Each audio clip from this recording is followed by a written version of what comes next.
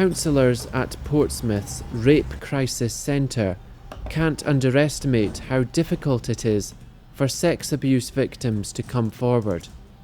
Kim Hosier says we are all responsible for stopping abuse and violence. We talk about why didn't that person come forward? Why didn't they speak up sooner? I think as communities, we need to get better at listening.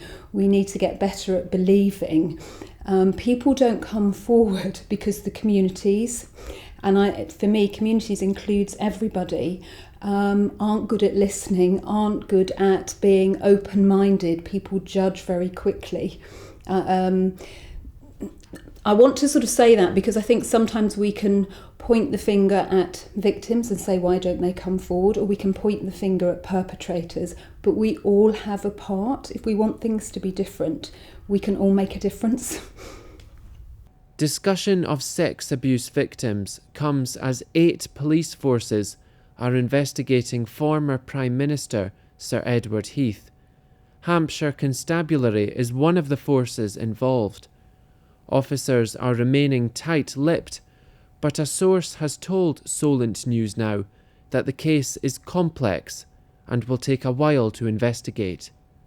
Former Conservative MP Harvey Proctor says police asked him about politicians, including Ted Heath.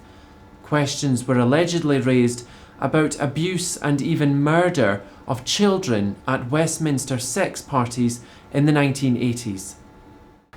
Kim says the accusations could send huge tremors across the UK.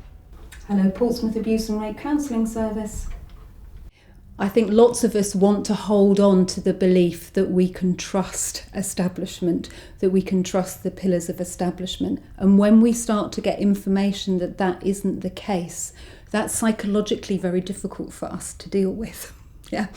So as people come forward and say, I've been abused, I've been exploited by somebody in the establishment or somebody in our family, it really starts to shake everything that we fundamentally need to believe in to feel safe in the world.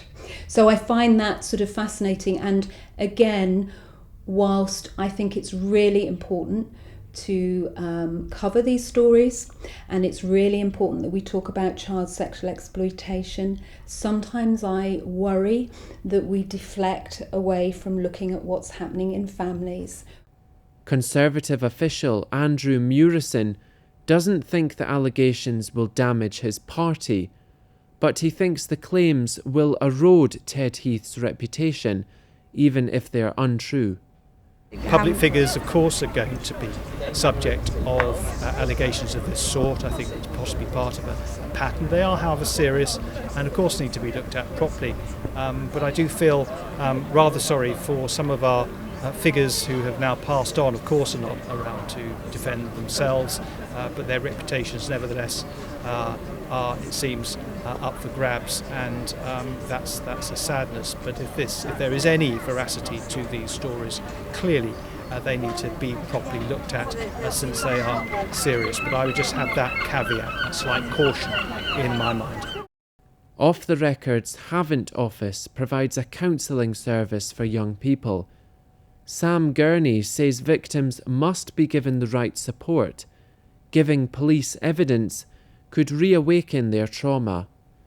That's the evidence base. It's the people that have come forward, and if they're not properly supported, my concern would be that evidence doesn't get translated properly, or the other people can't express exactly what's happened. Sam believes society is now more aware of how to treat victims of sexual abuse.